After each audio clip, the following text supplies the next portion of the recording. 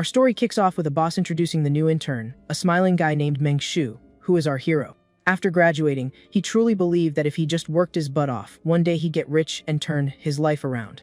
But just 1 week later, reality hit him like a ton of bricks, and all that initial optimism went right out the window. His eyes are bloodshot from staring at a computer screen for endless hours without a break. Crushed by the daily grind, he realizes hard work doesn't guarantee a thing and wonders why the world doesn't just end already. Shu throws himself back in his chair, completely drained, and just stares at the office ceiling. He decides to just forget about it all and get some sleep, since tomorrow is just another day of slaving away. He figures some people are just born lucky. Just as he's wishing the world would blow up, a strange voice chimes in, and a screen appears, activating a Perfect Life system. The panel displays his name, Meng Shu, as a level 0 intern, and his stats pop up on the screen, too. He's completely baffled by the screen that just materialized in front of him and has no idea what's going on. Then it clicks, our young man realizes this is a system. Just like in the stories, and with a grin, he decides he's done with overtime for good. Overjoyed, he jumps up, throwing his papers in the air and screaming that he's finally free from this hellhole. But in that exact moment, a massive explosion erupts outside the building as a truck smashes into a car. Startled by the noise, our hero peeks out the window and sees that the gas main on the street has exploded, causing all the chaos. The street is completely torn up, with fire everywhere, and unfortunately, a lot of people were caught in the blast. But the people aren't just injured. They've turned into bizarre creatures with glowing red eyes, and they're attacking each other. The victims of the explosion are now acting like wild monsters, attacking anyone they see in a frenzy. Watching all this from his window, our protagonist breaks into a cold sweat, but a strange smile spreads across his face. He decides to close the blinds, so he doesn't have to look at the chaos that has taken over outside. Desperately, he asks the system what its name was again and what the perfect part was all about. The system confirms it's the Perfect Life system, and he yells that this has got to be a joke, with a full-blown apocalypse happening right outside. As he's complaining, one of his infected coworkers appears and starts trying to break through the glass door. The infected woman slams her body against the glass, trying to get into the room where our protagonist is hiding. Just watches her, and he seems to recognize the woman trying to break in. He remembers her as the boss's pretty niece. They even rode the elevator together once. The woman keeps banging on the glass, trying to shatter it. Our guy gets an awkward smile on his face and says to just pretend he didn't say anything earlier about being free. Then, a new mission from the system pops up. It tells him to flirt with the woman to gain 1 point and a partner. Without many options, he opens a drawer and pulls out a bag of some kind of chips or crackers. But he completely ignores the snack and instead gets ready to grab a water cooler jug to use as a weapon. He figures staying put is pointless, so he might as well test out the system, since he'll have to leave eventually anyway. The plan in mind, he walks over to the glass door and unlocks it, letting the creature in. As soon as he opens the door, the woman lunges forward with everything she's got, even losing a shoe mid-air. But she ends up taking a nasty fall and is a little dazed from the unexpected tumble. At that moment, the young man approaches her, introduces himself, and asks if they can be friends. Seeing that she doesn't respond, he says that her silence means she accepts his friend request. Then he quickly dashes back into the room and slams the glass door right in her face. The creature sits on the floor outside, completely confused about what just happened. Suddenly, fury takes over, and she lets out a deafening scream, her eyes glowing intensely. In a rage, she starts ramming her head against the glass door with all her might. The glass begins to crack under her relentless assault, and the woman shows no signs of stopping. The protagonist watches all this with a smirk and wonders if that counts as a successful flirt. The system notifies him that the mission is complete but with a terrible rating, which really ticks our guy off. He gets 1 attribute point and 10 affection points with Chi Wei, and he finally remembers his coworker's name. Meng Shu wonders if high affection stops zombies from attacking him, since her good looks don't really matter anymore. The system explains that affection makes the target approach and obey him, but our guy scoffs that he'll just get bitten faster that way. But the part about controlling zombies gets him thinking, and he wonders if his future girlfriend would be one of those creatures. Annoyed, he complains that there's no beginner's guide, and that he'll have to figure everything out on his own from now on. So Sue decides to stop complaining and tells the system to add his attribute point to strength. With a determined sigh, he braces himself for the changes about to happen to his body. The system screen appears, confirming the point was successfully added. His strength is now 11. A blue aura surrounds his body as he feels the power surge, and he screams that he's ready for the apocalypse. Outside, the city is in chaos with zombies everywhere. In this new world, stats are everything.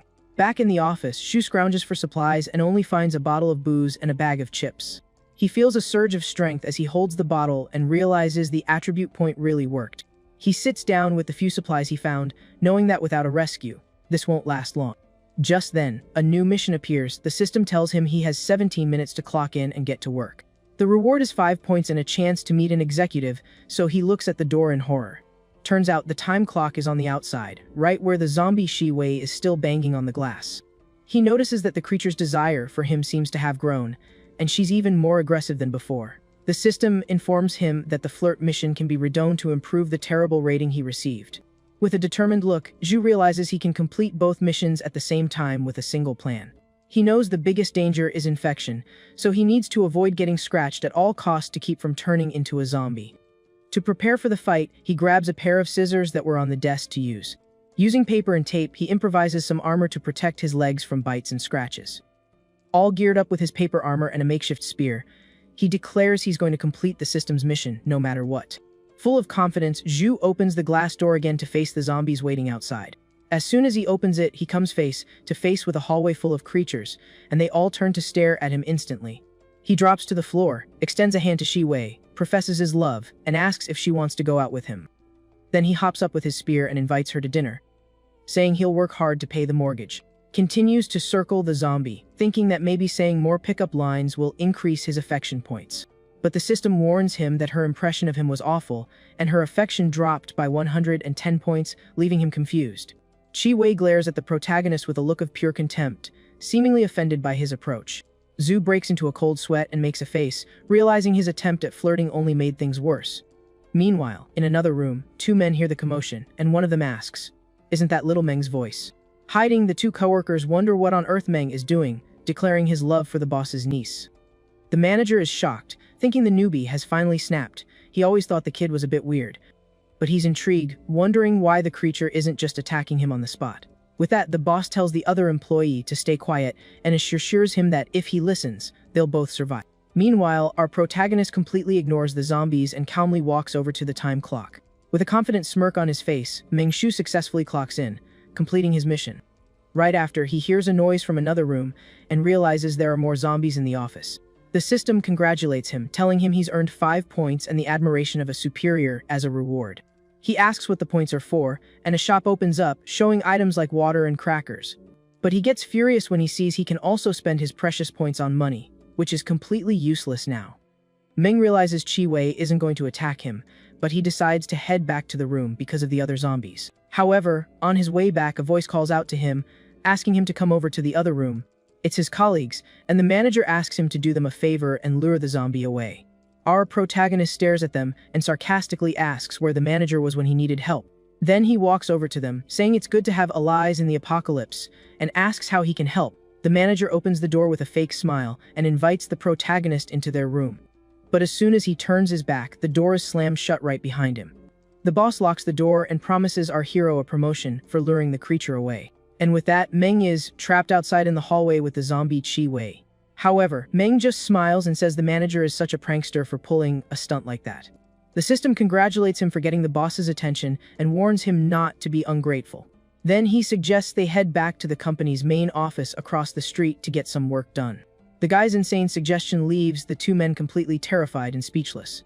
They're now certain that the intern has completely snapped and try to barricade the door even more securely. The manager desperately screams for his colleague to grab a desk to block the entrance and keep him out. While the other man struggles to push the furniture, the boss yells at him to hurry up. But the door explodes inward as our protagonist kicks it clean off its hinges, sending the manager flying. He then stops in front of the fallen boss and greets him with a "good morning" and a sinister smile. Meng then says his goodbyes, telling them he's heading back to work, and leaves them behind in the hallway. The two men are left there on the floor, completely clueless as to what just happened. In the hallway, Shi-Wei spots the protagonist, who braces himself for what's coming. Shi-Wei's gaze shows she's locked onto the two men the protagonist just dealt with. She blitzes towards the men at high speed. Shi-Wei bursts into the room where the manager was with incredible speed. However, Meng reaches a door and completely ignores the screams for help coming from the manager. He just holds the doorknob with a calm expression as the desperate cries continue. Suddenly, a splash of red splatters against the glass of the door, and the screams finally stop. The system praises Ming Shu's cold attitude, saying he's a role model for the new generation for completing the mission with a perfect rating and even earning a letter of recommendation. He then unlocks a hidden achievement about Gen Z cleaning up the workplace, all while chilling in his office chair, completely ignoring the chaos outside. The system hands him 5,000 in cash as a reward and sarcastically suggests he use the money to throw a barbecue and improve his relationship with the colleagues he just betrayed. Mingshu holds the bills with a mischievous grin, thinking that making money with this system is way too easy, but decides to save the cash in case he needs something useful in the future. Suddenly, his expression changes as he notices a blinking letter icon on the holographic screen. Without wasting a second, our protagonist reaches out and taps the mail icon to open the message and find out what this crazy system has cooked up for him. The screen displays the description of the job recommendation letter, promising that using the item will guarantee a new part-time job to start his journey toward wealth. Imagine he could pick classes like warrior or mage. Our hero gets all excited and clicks eyes, thinking he's about to become an OP character from an online game. However, reality comes knocking, and the system reveals that his new class is just flyer distributor. Mingshu's smile freezes on the spot, and he lets out a nervous laugh, asking the system if he really has to hand out papers in the middle of a zombie apocalypse. After all, outside, the scene is one of pure destruction, with monsters munching on people and explosions going off all the time. Relaxing in his chair, Mingshu scoffs at the situation, since the system seems to enjoy throwing impossible challenges at him. The system ignores his sarcasm and shows the flyer options, which include a swimming club and a real estate agency, each requiring a different number of deliveries. Analyzing it coolly, he realizes money is just useless paper now and calls anyone who'd picked the real estate agency an idiot, opting for the swimming club, which seems like the real deal. The system complains that he chose the task with fewer flyers just to slack off, but Mingshu ignores the scolding and discovers that leveling up professions grants skill points.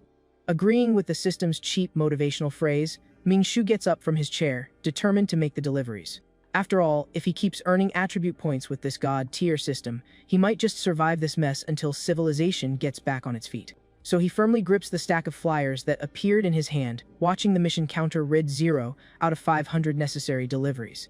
As he walks down the hall, the system informs him that he needs to shout the Swimming Academy's slogan to earn extra profession XP. But right off the bat, he runs into the zombie Chi standing in the middle of the hallway, who clearly isn't in one of her best moods. Trying to be polite, our hero greets her, but the only response he gets is a disgusted look and a notification that he's lost 50 affinity points. And the situation only gets worse when he tries to talk to her again, causing his affinity to plummet once more. Panic washes over Mingshu's face as he sees all those red numbers popping up, indicating that the woman truly hates his guts. However, she just walks away, ignoring his presence, which annoys Mingshu, who mutters that she misjudged him without even getting to know his positive personality. Curious to see where she went in such a hurry, he peeks into the room with an innocent smile and lets out a super friendly hello. The scene inside is one of pure terror, with his former coworkers screaming for help as they're cornered by hungry monsters. But instead of helping, Mingshu calmly walks into the room, reminding the manager that he was the one who started the backstabbing, not to mention he never paid for overtime. With a vengeful smile on his face, he approaches the bloody mess, holding his flyers as if they were the most important thing in the world right now. Leaping cheerfully, he starts handing out flyers in the middle of the massacre, offering swimming promotions and $1 billion giveaway to both the zombies and the victims. Finally, the papers gently fall over the mangled bodies, completing his marketing campaign in the most chaotic and unusual way possible. But the system complains about his lack of manners for throwing flyers on the ground, demanding an immediate correction, which outrages Mingshu, who claims it was the customers who dodged. To avoid punishment, he delicately places a flyer in the manager's dead hand, lamenting with pure sarcasm how they tried to screw him over even in the end. Mingshu comments that since they aren't going to a better place, he'll do them the favor of sending them on their way to a reincarnation where they can build up some good karma. Mingshu informs the deceased that this new job requires strong legs. Then he pauses for a moment. Curious about the state of the world, Mingshu thinks about grabbing his phone, wanting to see if there's still a signal or any fresh news about the catastrophe. He scrolls through the feed, but he notices the latest information is already 6 days old, indicating the internet stopped updating a while ago. The old report showed the initial chaos with urgent warnings for all residents to stay locked inside and avoid contact. Advice that's now completely useless. Meanwhile, in a cramped janitor's closet, we see a beautiful woman huddled in the corner, hugging her knees and trembling with fear of her imminent demise. Tears stream down her face as she wonders how a crisis that seemed so far away arrived so quickly, shattering the peace of the office in an instant. Her thoughts are brutally interrupted when a foot kicks the door violently, making the wood splinter and her heart nearly stop. The girl covers her mouth to stifle a scream, her eyes wide with terror. absolutely certain the monsters have finally found her. However, the person at the door is Ming Shu, who puffs out his chest and belts out his mandatory marketing line at the top of his lungs to try and earn extra XP. Ignoring the terrified woman on the floor, he cheerfully offers swimming and fitness packages, asking if the person locked inside is interested in getting in shape. The woman's crying stops instantly, replaced by an expression of pure confusion, unable to understand why some nutjob is selling gym memberships in the middle of the apocalypse. The girl who was crying in fear stops dead in her tracks, completely bewildered by Ming Shu's enthusiasm as he calls her a premium client and tells her to take her time. Not understanding a thing, she musters up the courage to ask what he means by that. But the sight she sees is unbelievable as Ming Shu strolls right past her room, heading toward the zombies. Hiding behind the crack in the door, the girl's eyes widen in shock as she watches this crazy guy offer swimming and fitness plans to the monsters. Our protagonist doesn't even look back and continues his sales pitch, explaining that the club has a special program for office zombies who sit around too much. He even suggests they need a competitive edge to catch humans, while the girl trembles in terror, listening to this insanity from the other side of the door. Insists that even the undead need to dream of becoming the zombie king and launches a buy 5, get 1 free promotion to try and close the deal right then and there.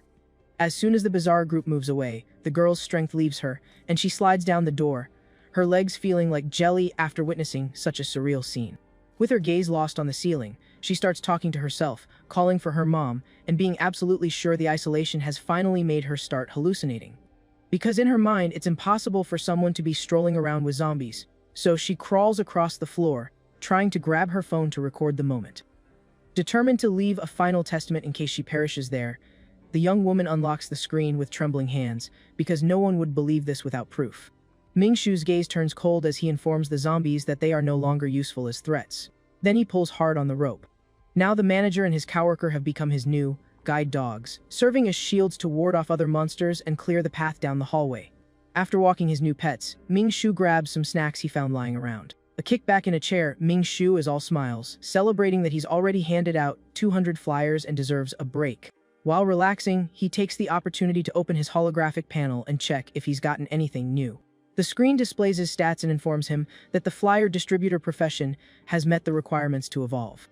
Without a second thought, the protagonist's finger presses the confirm button, leveling up his humble class. His body glows with the system's energy, which now grants him a positive mindset and a body resistant to bad weather. On top of that, his physical attributes increase, and he unlocks the read the room passive, allowing him to tell who's a client and who's a villain. Ming Shu's face fills with doubt, questioning what kind of ridiculous power the system has come up with now. Complaining in his chair, he says it would be much easier to just call it detection instead of inventing a fancy name. But ignoring the technicalities, he puts his feet up on the desk and enjoys his snack, feeling like he owns the place.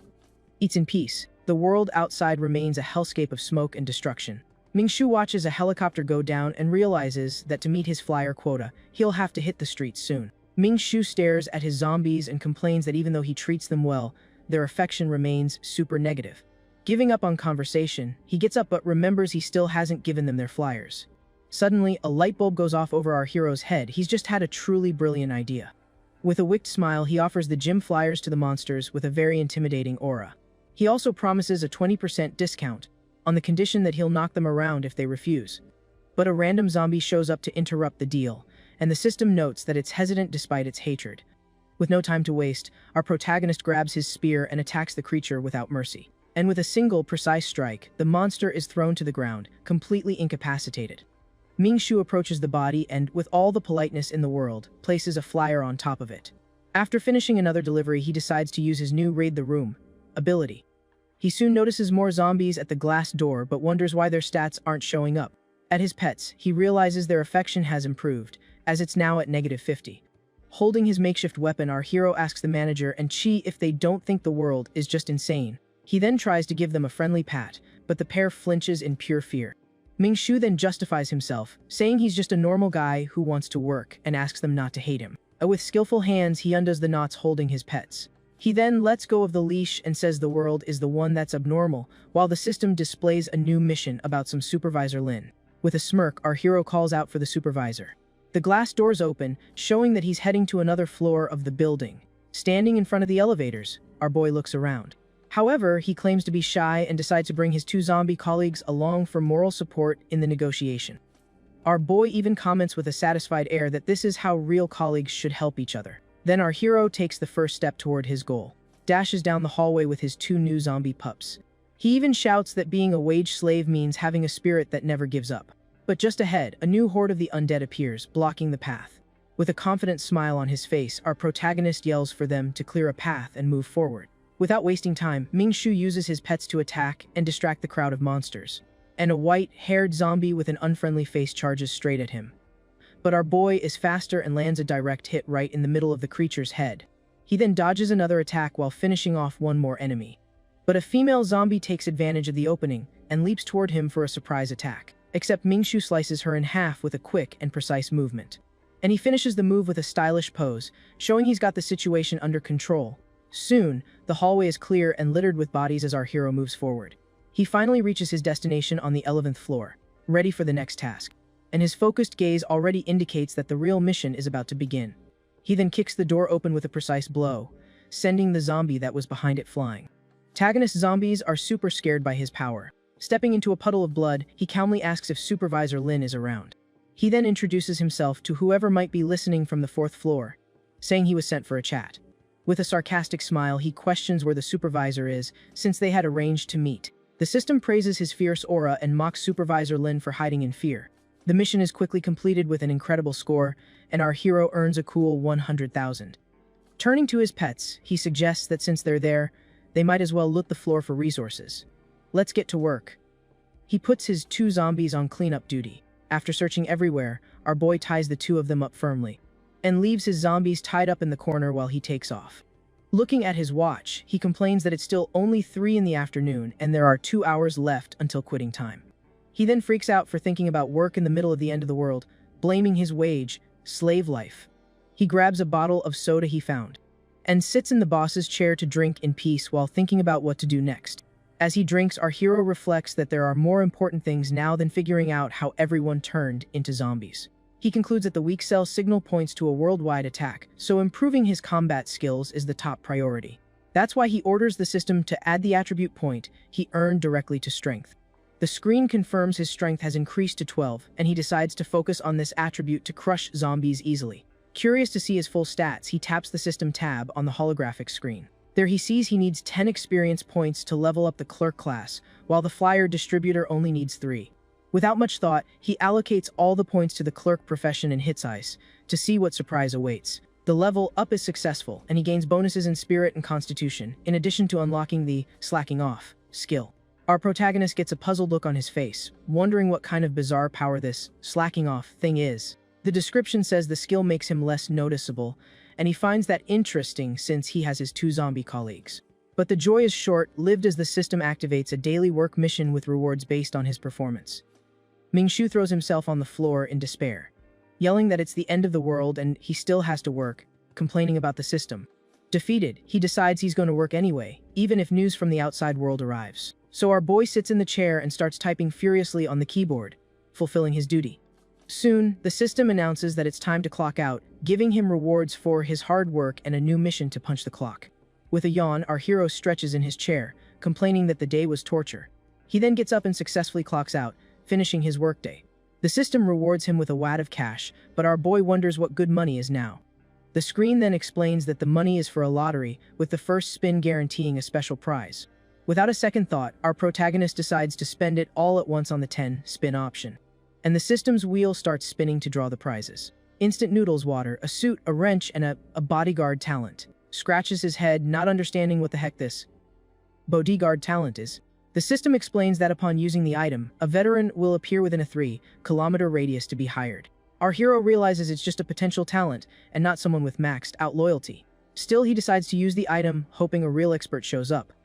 Mingshu throws himself into the chair, thinking that if he follows the system's quirks, he might be able to start a company and unlock new missions. But before thinking about business, he devours some instant noodles to recharge his energy. With his eyes gleaming with ambition, our hero decides that if he's going to do something, he's going to do it right and think big. He even imagines himself as a rich and powerful boss, smoking a cigar and drinking wine, surrounded by money. After filling his stomach, our boy lets out a satisfied burp and relaxes in the chair with a grin from ear to ear. Suddenly, the system screen appears in front of a young man, warning that an intruder has broken into the office building. and a new mission pops up for Ming Shu with the objective of protecting company property in exchange for points and money. With a greedy smile, he accepts the task, considering the company his home and refusing to let anyone steal his stuff. Meanwhile, elsewhere, we see two thugs. One of them, wearing a bizarre mask, has just knocked someone out with a bat. The group's leader complains to his partner that a girl named Huang Jai screamed and attracted all the zombies to them. Furious, he orders his henchmen to search the building for anything useful, since they lost all their food while running. Reaching a staircase, the boss tells the blonde guy to go first, saying he'll cover his back. The partner obeys but grumbles suspiciously, knowing that this whole "cover your back" thing is just a load of bull. So he slyly pulls out a knife, planning to betray his boss at the first opportunity. However, upon climbing the first few steps, the thug freezes in place upon seeing something that terrified him. The blonde guy gets scared stiff, thinking he heard zombie footsteps coming their way. But the boss ignores him, saying it's just other survivors, and that they're about to have a little fun. The henchman agrees and peeks carefully to see who's coming. And the sight he sees leaves him completely paralyzed with fear. Because our hero appears out of nowhere, right in front of him, with a super friendly "hello." The thug falls backward onto his butt, unable to believe what just happened. The boss approaches and asks what's wrong, calling our hero a skinny dude. Shu flashes a huge grin and asks if security didn't tell them entry was prohibited. He even mutters that he needs to change the locks and the building's management company. And he continues to stare at the two with a look of pure boredom. Then our hero threatens to call a lawyer to sue them for trespassing. The villainous duo panics, not understanding why someone is talking about laws in the middle of the apocalypse. The leader then calls Ming Shu an idiot for having no clue what's going on outside. Losing his patience, he tells our hero to shut up and lunges at him with his baseball bat. Our boy sighs with a stern face and says it's time to teach these two pieces of trash a lesson. Our hero then yells for his pets, the manager and Chai, saying they are his only hope. The thug tells the blonde guy to finish Ming Shu off quickly, as there are more people upstairs. Without a second thought, the duo leaps toward our boy, who braces for combat. And the blondie comes in swinging hard, but is quickly disarmed by the protagonist. However, our hero dodges with absurd ease and counter-attacks with his wrench. With a single, well-aimed blow, the henchman goes flying, unconscious, leaving his boss in shock. Shu then approaches the body and, with a wicked smile, says that now, he is the heavens. Seeing this, the leader of the thugs swings his bat hard, showing that things just got serious. He admits that our protagonist has skills, but his expression shows he's not backing down. His gaze becomes focused and filled with rage. But our boy reveals his two zombies and says he put Outane on his weapon to disinfect it during the fight. Holding his pet's leash, he warns the thug that he has chosen the path of ruin. Inside, our hero is celebrating happily because he finally got to use that cool one-liner. The sight of our hero between his two zombies leaves the thug completely paralyzed with fear. With his mouth hanging open, he can't believe it. The blondie on the ground screams in terror at the monsters while his boss tries to flee up the stairs. Seeing his partner's betrayal, the henchman panics completely, not knowing what to do. But the leader runs without looking back, abandoning his friend while our hero just watches the scene unfold. Then Ming Shu raises the rope and, with an air of authority, says that no one is leaving without facing the law. Pointing with a victorious smile, our boy orders the manager and Chi to attack without mercy. However, the epic moment is ruined as the two zombies just stand there, disobeying his command. And only then does our hero remember that they both hate him, and therefore don't want to get anywhere near him. Upstairs, the boss grabs his partner's arm, stopping his escape and leaving the blonde guy confused. The leader then faces our boy and asks what kind of trick this is and why the zombies aren't attacking him. Seeing that his plan failed, our protagonist decides to handle this personally. The sight of the trio approaching leaves the two thugs cornered with no escape route. Full of himself, our hero claims to be the company's safety officer and that he's going to restore order. The blonde guy asks what to do, but the boss tells him to look again, because those zombies didn't attack them. The blonde henchman refuses to go first, saying he's not an idiot who'll fall for that trap. Out of patience, the boss comments that he'd rather jump from the third floor than be captured. Jumping from that height offers no guarantee of survival, with the thousands of zombies down below. Seeing he's trapped, the leader decides to fight to the end and plants his feet firmly on the ground, ready for combat. He charges at Ming Shu with the bat, while our hero claims this is self-defense. Our boy dodges easily, and the zombie manager appears with a mean look on his face to attack the thug. The villain landed a solid blow on the monster's head, but the attack barely tickled it. The zombie catches the bat with its face, leaving the thug shocked by the creature's absurd strength. Our hero's wrench flies through the air and hits the enemy's arm squarely. With his guard down, the manager moves in and finishes the job, making the thug think it's all over. The monster finishes off the intruder while our hero scoffs, saying he warned them not to come in. He takes his tool back and complains that now he has to clean up the mess the thug made. With a cold look, our protagonist threatens the blonde guy, saying he'll set the zombie on him if he runs. The henchman is paralyzed with fear, sweating bullets and too scared to move a single muscle. Desperate, he mutters about the crazy security guard, while our hero observes the leader's body on the floor. In hand, our hero reflects that maybe he went a little overboard with the self-defense. Then, with a mocking smile, he offers to help call an ambulance for the thug on the ground. He then turns to the blonde guy and tells him to call the police because they'll be seeing each other in court. But the henchman remains frozen, and our boy loses his patience, asking if he's deaf. The thug freaks out and grabs his phone, thinking he's just met a complete psychopath. Desperate, he calls the police and pins all the blame on his dead boss, begging for forgiveness. However, Ming-Shu looks at him with contempt, saying that if apologies solved anything, there would be no order in the world. Out of patience, he tells the guy to get lost, because he doesn't want to bother getting his own hands dirty. And with a cold smile, he reminds the thug that a fall from the third floor won't finish him off. Terrified, the blonde henchman throws himself out the window to try and escape the situation. And he plummets from the third floor, with no chance of surviving the fall that awaits him. Sometime later, Ming-Shu comments that the guy got pretty banged up in the fall. With an ironic smile, our hero says he'll let the lovely Chi take care of the new zombie, and even calls the guy lucky. He then turns his back and says goodbye, mentioning he needs to get back to work now. Back in the office, the door opens slowly. Our protagonist grabs some flyers and decides he just needs to talk to a lawyer to wrap up his day. Suddenly, the system announces that Chi and the manager's affection has increased because he fed them the thug. Shu completely loses it, screaming, "The heck told you to like me?" and threatens whoever fed them. Outraged, he decides he needs to go talk to them to calm them down, because he does not want their friendship. His gaze then becomes determined to resolve this bizarre situation. But the system activates a new long-term mission for him to start his own business and earn more rewards. Our hero even imagines opening a small food stall to sell noodles and pancakes. However, he quickly dismisses the idea, remembering that zombies don't eat that kind of stuff and it makes them sick. The new mission appears to teach Supervisor Lin a lesson and bankrupt a rival company. With his hand on his face, our hero seems tired of the crazy missions the system comes up with for him. But soon after, a wicked smile appears as he finally has a plan to solve everything. First, he's going to get his pets in line, and then he's going to permanently downsize the rival company's staff. He then plants his feet firmly in front of Wangxiang International, ready to start the cleanup. Accompanied by his zombies with their affection at -100, our hero gives the signal to advance. Without wasting time, Ming-Shu leaps into the middle of the undead horde, wrench in hand. And with swift, precise strikes, he begins to cut down every monster that gets in his way. After a bloodbath, his trusty tool is dripping with the filth of his enemies. Now the hallway is clear and littered with bodies, while his two zombies just watch. Our protagonist then comments that he just laid off over a dozen employees from the competition. He then wipes his hand on one of the bodies and says that's enough for today because he needs to level up more. With a satisfied smile, our hero gives his faithful wrench a polish after a job well done. Shortly after, he gathers the crew and walks down the hall with a group of survivors he found. Then suddenly we see someone locked in a bathroom. Inside, a woman is on the bathroom floor, weak and starving.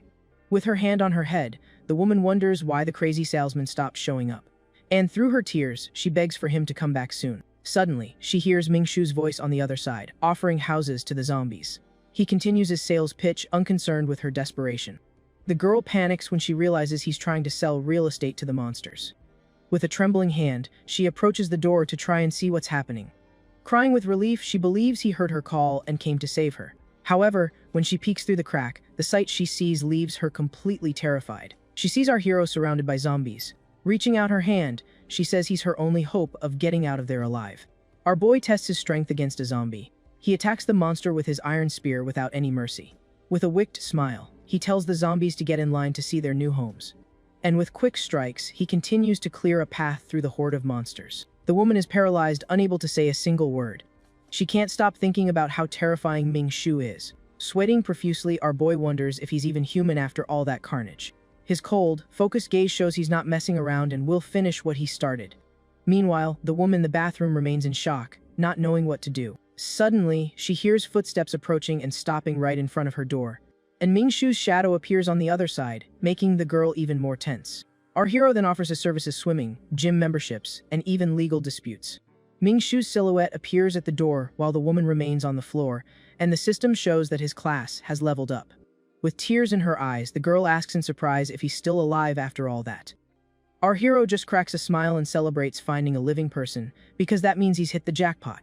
Then we see the law office where the conversation will take place. Sitting on the couch, the woman introduces herself as Shen Zhaozhao and says she's 24 years old. She then explains that she's there to ask for legal advice about a friend of hers. However, the sight she sees is Ming Shu with his two zombies, acting as if they were real lawyers.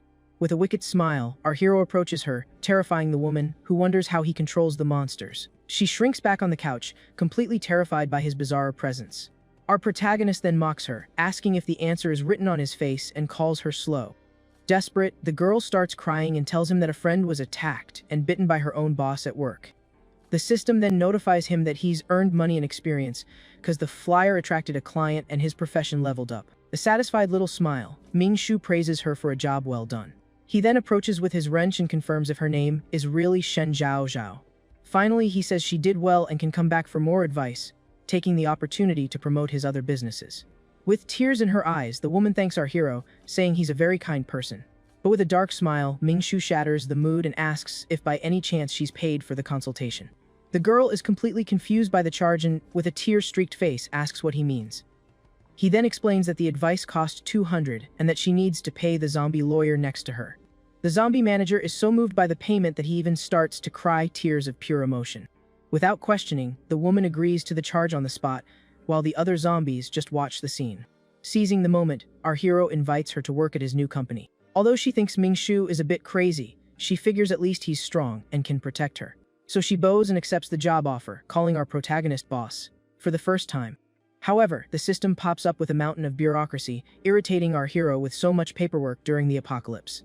Ignoring the paperwork, he says they need to get back because the new company has a lot to do. Even the zombie lawyer agrees with the boss, mumbling something only he can understand.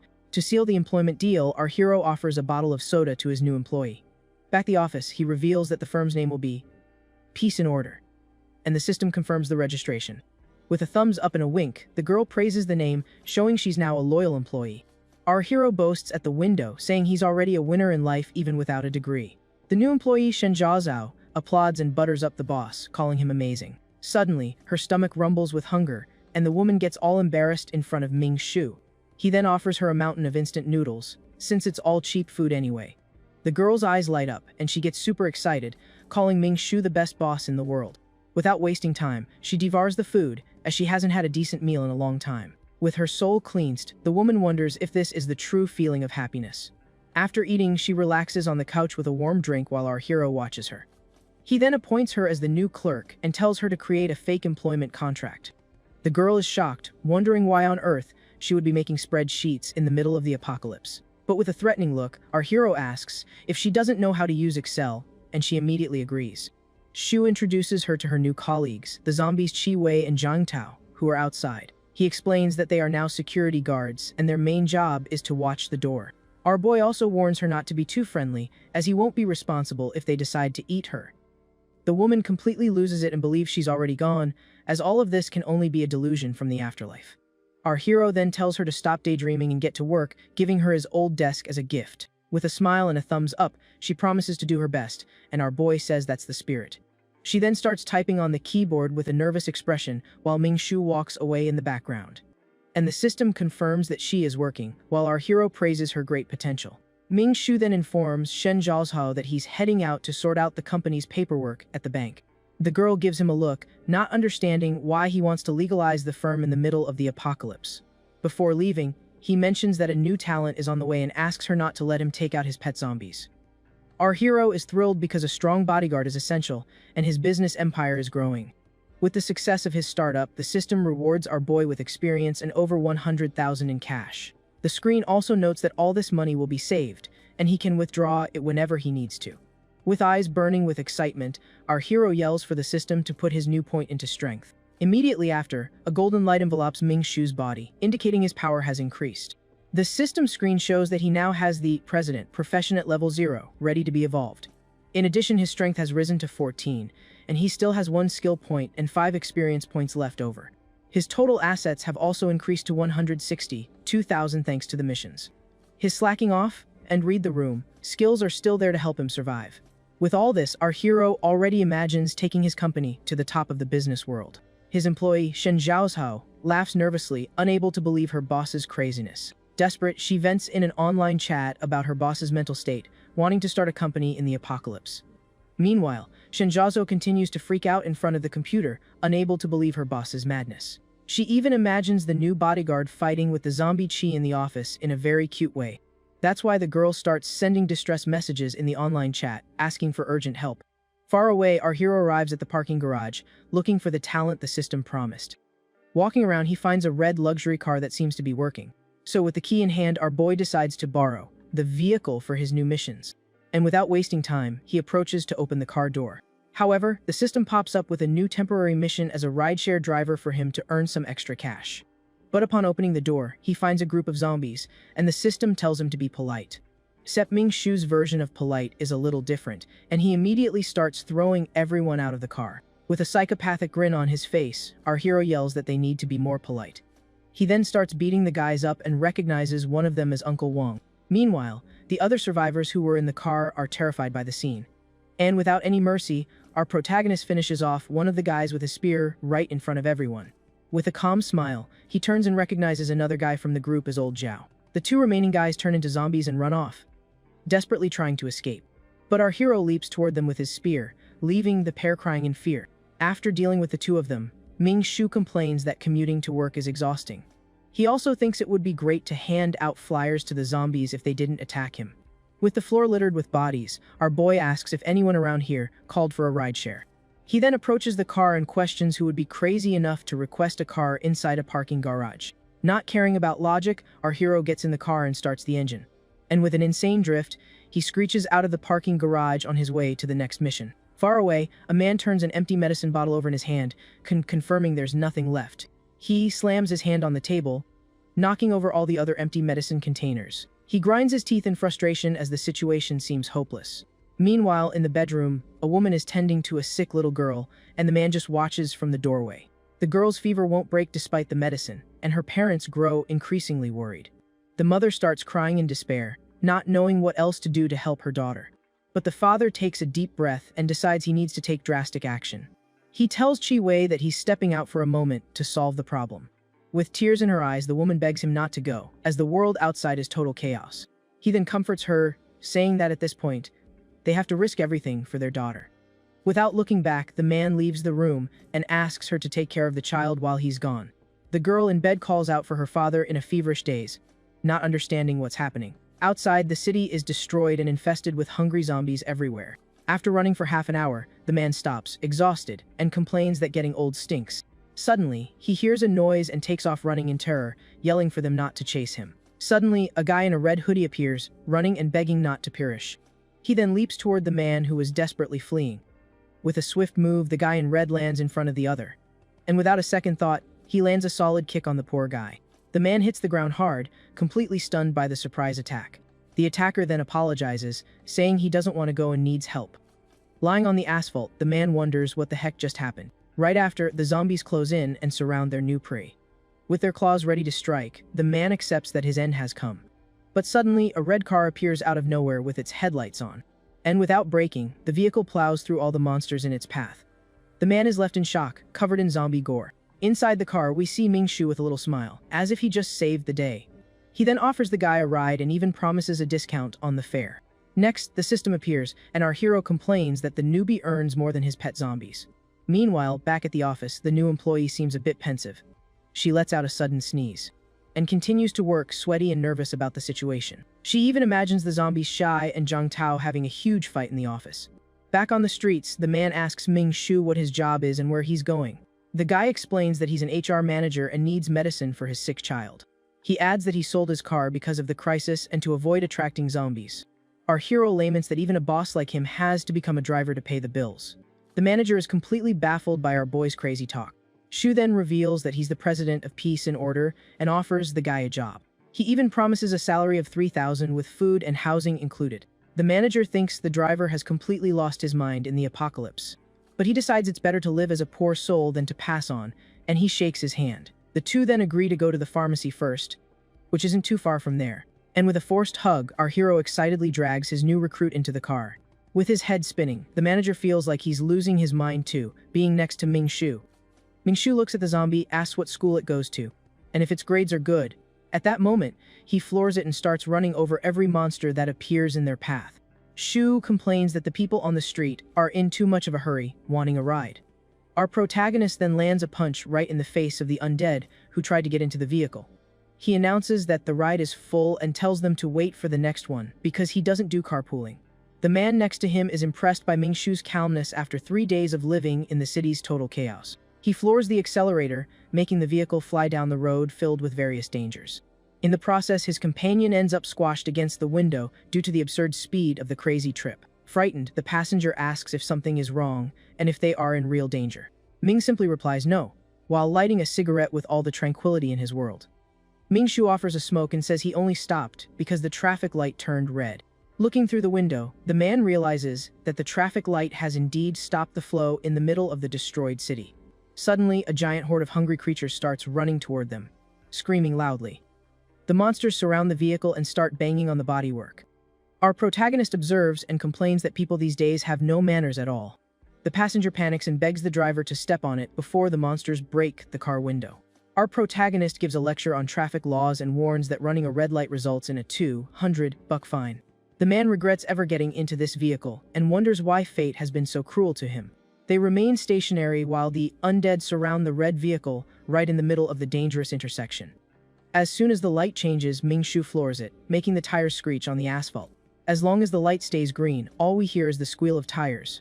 He runs over everything in sight and sends the monsters flying. Shu smiles proudly at his maneuver, and the passenger ends up praising the young man's crazy but effective driving. He reveals he's a 10-year veteran of racing games and asks if his companion knows what real turbo feels like. But suddenly, our protagonist looks in the rearview mirror and notices something strange coming up behind them on the road. He warns that a luxury car has been following the duo for a while, and the tense atmosphere returns. The passenger asks if Mingshu thinks they want to steal their stuff or if it's just a common survivor. Mingshu starts theorizing that they could be robbers after their cargo, or perhaps something much worse. He continues the conversation with a mysterious look while the passenger listens, not understanding any of this crazy talk. Completely bonkers, Mingshu suggests they are zombies seeking revenge and promises to stop the car to give them a beating. The passenger comments that monsters probably don't know how to drive and tries to stay calm in this bizarre situation. Mingshu agrees and decides he needs to come up with a plan to trick the people in the other vehicle. With a ping from the system, Mingshu focuses to see the notification. The system message informs him that the elite bodyguard is 3 kilometers away. But our protagonist finds the delayed warning strange and realizes his new ally probably isn't the one behind them. The passenger starts screaming desperately, pointing to a huge danger that has appeared in front of them. Up ahead, a giant green monster is holding a person while blocking the road. At that moment, the system identifies the creature as a level 3 variant with absurd physical strength. Shu gets mad at the system and starts complaining because that ugly thing doesn't look friendly at all. The passenger asks if they should run over the giant, but Mingshu reminds him that the focus is on getting the medicine. The giant monster starts running toward the vehicle. Shu floors the accelerator, and the engine's power makes the red car's tires screech on the hot asphalt. With an incredible maneuver, the car slides across the pavement and scrapes by the enemy. Our protagonist admits he's crazy, but not stupid enough to face such a strong creature. So he speeds up even more and leaves the creature behind. He then continues his journey through the destroyed streets with his rideshare gig. Inside the other car, a girl is scared to death and suggests to her boyfriend that they should turn back. But the guy ignores the warning and says the car in front is just clearing the path for them to pass through without any trouble. With a smug smile on his face, the driver accelerates and yells for them to charge head on into the danger. So the silver vehicle heads straight for the giant monster standing right in the middle of the intersection.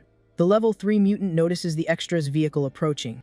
The mutant is surprised by the vehicle's approach. Back in the main car, the companion asks what that bizarre thing was, as it seemed very different from the others.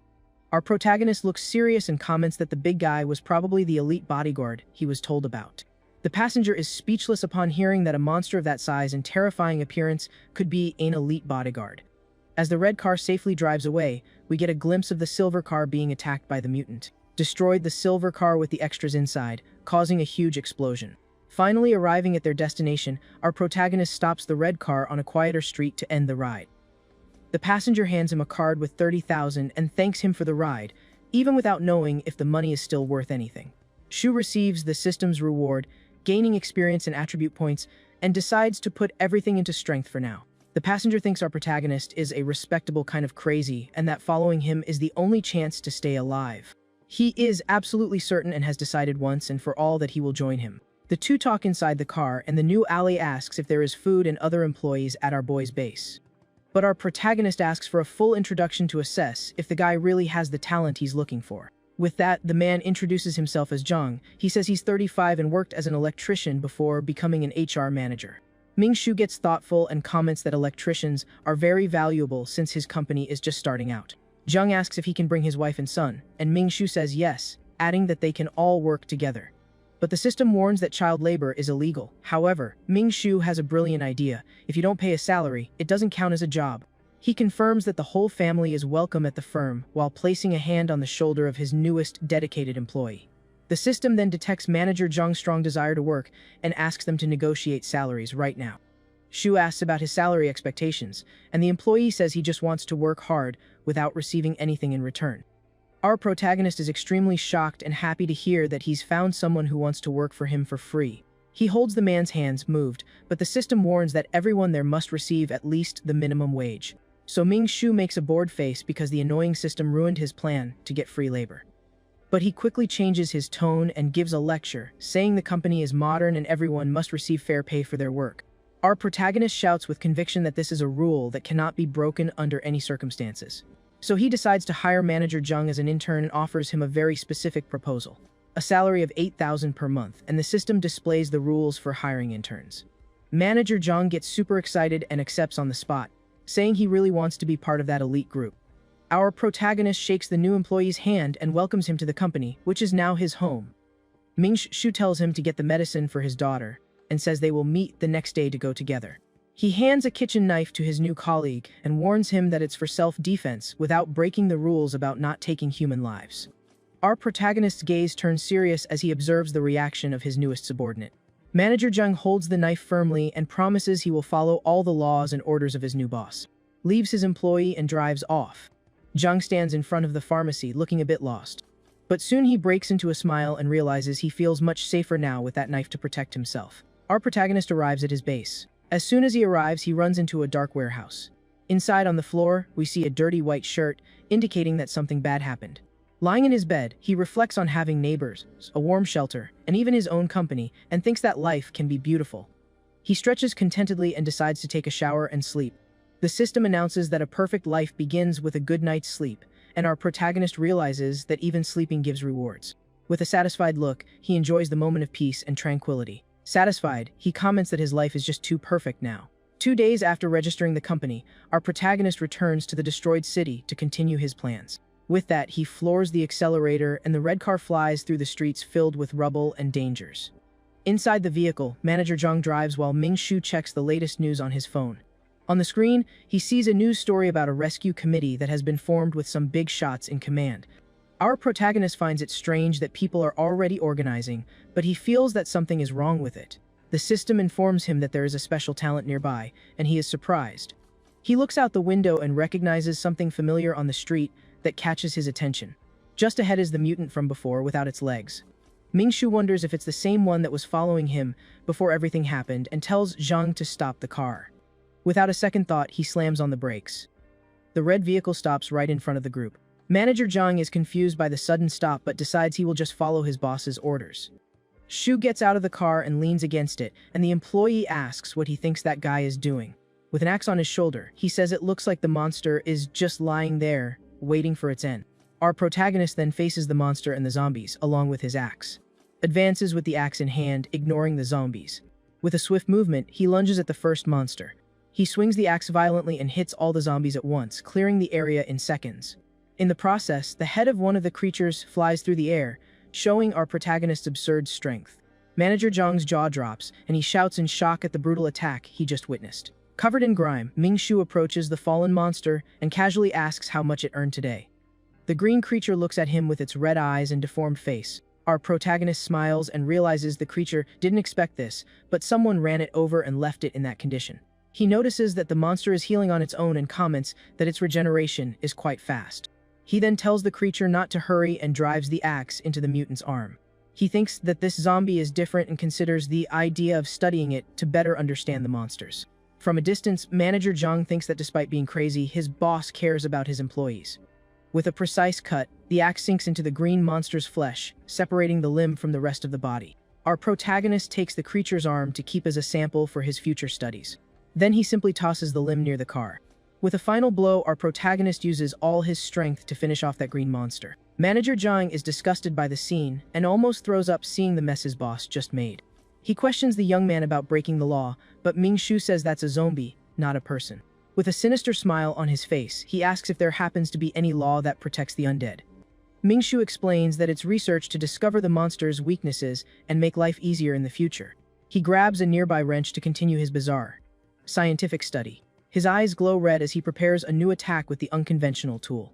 He hits the creature's head with the wrench, causing some nasty damage. Manager Zhang gets splattered again and is frightened by the brutality of his crazy new boss. Our protagonist crouches down and starts digging through the creature's remains. There he finds a glowing red crystal and wonders if it can be used to increase his powers. The employee asks what it is, but Ming Shu just ignores him and asks him to get a tissue. Not understanding a thing, Manager Zhang hands a roll of paper to his boss to clean up all that mess. He uses the paper to carefully pick up the red crystal and puts the mysterious item away to analyze later. With the mission accomplished, Ming Shu calls his colleague and says they can finally go back to the company. Our protagonist decides he needs to find an expert to study the crystal and lead his company well. With that, they arrive in front of a fancy building that seems to be the headquarters of their crazy new firm. Shu celebrates the mission's success, having registered the firm and created 4 new jobs for society. Manager Zhang reflects that finding a job in this chaos means he's no longer a normal person either.